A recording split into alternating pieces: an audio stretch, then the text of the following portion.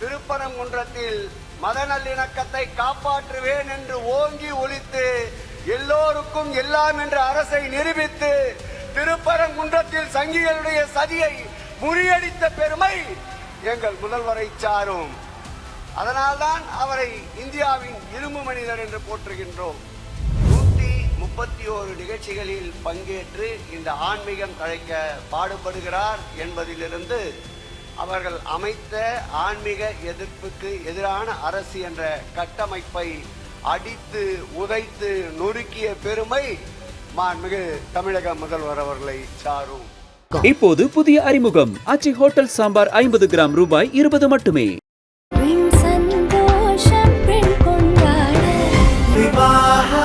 மணப்பெண்ணின் பிரத்யேகமான திருமணம் விவாஹா தி சென்னை சில்க்ஸ். என் உயிரினும் மேலான மாண்புமிகு தமிழக முதல்வர் அவர்களுக்கு என் இறை கூடிய வணக்கத்தை தெரிவிப்பதில் மற்றற்ற மகிழ்ச்சி அடைகிறேன். 2021 மே மாதம் 7ஆம் தேதி இந்த ஆட்சி அமைக்கப்பட்ட போது, இந்த ஆட்சி அமைக்கப்படுவதற்கு முன்பாக தொடர் பிரச்சாரங்கள் என்னவென்றால், இது ஆன்மீகத்துக்கு எதிரான அரசு இல்லை, இது ஆத்திகர்களும் நாத்திகர்களும் போட்டுகின்ற அரசு என்று கட்டமைப்பதற்கு இந்த 5 ஆண்டு கால ஆட்சியில் மாண்புமிகு முதலமைச்சர் அவர்கள் அறிவித்த அறிவிப்புகளுடைய எண்ணிக்கை 884. இது தமிழக அரசிலே இருக்கின்ற அனைத்து துறைகளிலேயும் அதிக அறிவிப்புகளை வெளியிட செய்தவர் மாண்புமிகு தமிழக முதலமைச்சர் அவர்கள். இந்த கட்டமைப்பை எப்படி உடைத்தெறிந்தார்? ஆம், மாண்புமிகு முதலமைச்சர் அவர்கள் பங்கேற்ற இந்து சமய அறநிலையத்துறைய நிகழ்ச்சிகளுடைய எண்ணிக்கை எத்தனை என்றால் 131 நிகழ்ச்சிகளில் மாண்புமிகு தமிழக முதல்வர் அவர்கள் பங்கேற்றிருக்கின்றார். இந்த 131 நிகழ்ச்சிகளில் தலைமைச் செயலகத்திலே அவர் கலந்து கொண்ட நிகழ்ச்சிகளை தவிர்த்து வெளியிலே கலந்து கொண்ட நிகழ்ச்சிகளுடைய எண்ணிக்கை 32. அப்படி என்றால் 131 நிகழ்ச்சிகளில் பங்கேற்று இந்த ஆன்மீகம் தழைக்க பாடுபடுகிறார் என்பதிலிருந்து அவர்கள் அமைத்த ஆன்மீக எதிர்ப்புக்கு எதிரான அரசு என்ற கட்டமைப்பை அடித்து உதைத்து நொறுக்கிய பெருமை மாண்புமிகு தமிழக முதல்வர் அவர்களை சாரும். இங்கே காட்டிய இந்த காணொளியிலே ஒரு 4 திட்டங்களைத்தான் பிரசுரித்தார்கள். எங்கள் முதல்வருடைய உறுதிக்கு நீதிமன்றத்தினுடைய மேற்கோள்களை 1-2 காட்டி நிறைவு செய்கிறேன். அண்மையிலே ஆட்சி பொறுப்பை ஏற்றவுடன் அனைத்து ஜாதியினர் அர்ச்சகராகலாம் என்ற திட்டத்திற்கு அரசாணை வழங்கினார்.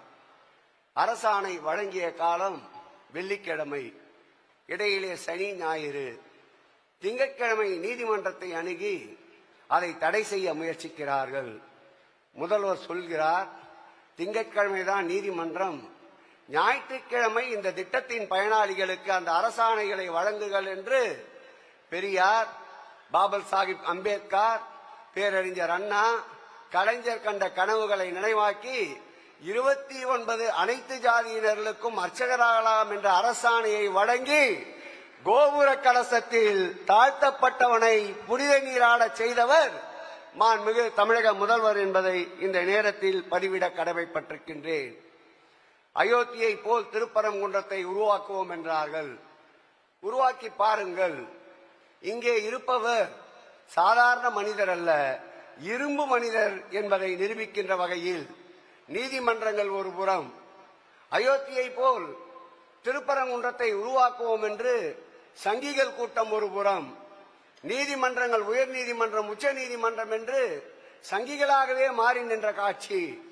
ஆனால் அரசு துறை சார்ந்த அதிகாரிகள், எங்களை போன்ற அரசியல்வாதிகள் கூட நீதிமன்றத்தில் இருக்கின்ற வழக்குகளாயிட்டே என்று கொஞ்சம் பின்தங்கிய நிலையில் விடாமல் ஒற்றை நோக்கோடு ஒரே பார்வையோடு நின்று திருப்பரங்குன்றத்தில் மத நல்லிணக்கத்தை காப்பாற்றுவேன் என்று ஓங்கி ஒலித்து எல்லோருக்கும் எல்லாம் என்ற அரசை நிரூபித்து திருப்பரங்குன்றத்தில் சங்கிகளுடைய சதியை முறியடித்த பெருமை எங்கள் முதல்வரை சாரும். அதனால்தான் அவரை இந்தியாவின் இரும்பு மனிதர் என்று போற்றுகின்றோம். பலர் பல கோணங்களில் ஒரு சில ஸ்லைடுகளை இங்கே போட்டு காட்டினார்கள். ஒருகால பூஜை திட்டம் என்று ஒரு அற்புதமான திட்டம். தமிழகத்திலே 26,000 திருக்கோயில்கள் இருக்கின்றன. இதுவரையில் 12,000 திருக்கோயில்களுக்கு 1 லட்சம் ரூபாய் நிதியை வழங்கினார்கள். ஆனால் அந்த 1 லட்சத்தை 2 லட்சமாக்கி 2.5 லட்சமாக்கி 12,000 திருக்கோயில்களை 19,000 திருக்கோயிலாக்கி அந்த திருக்கோயில்களில் தெய்வம் தீப ஒளியில் இருப்பதற்கு காரணமாக இருப்பவர் நம்முடைய முதல்வர். அதோடு இல்லை, அந்த திருக்கோயில் பணியாற்றுகின்ற அர்ச்சகர்கள் ஊழியர்களுக்கு எந்த விதமான ஊக்கத்தொகையும் இல்லை. முதலில் 1000 ரூபாய் வழங்கினார். அதன் பிறகு 1500 ரூபாய் வாங்கினார். அர்ச்சகர் வாழ்விலே ஒளியை ஏற்றினார். அதோடு நிற்கவில்லை, அந்த அர்ச்சகர் குடும்பத்திலே பயிலுகின்ற மாணவ செல்வங்களுக்கு 1000 ரூபாய் 2000 ரூபாய் அல்ல, ஒவ்வொரு ஆண்டும் 500 பிள்ளைகளுக்கு 10,000 ரூபாயை கல்வி உதவித்தொகையாக வழங்கிக் கொண்டு ஒரே கல்லில் 3 மாங்காய் என்பார்கள்.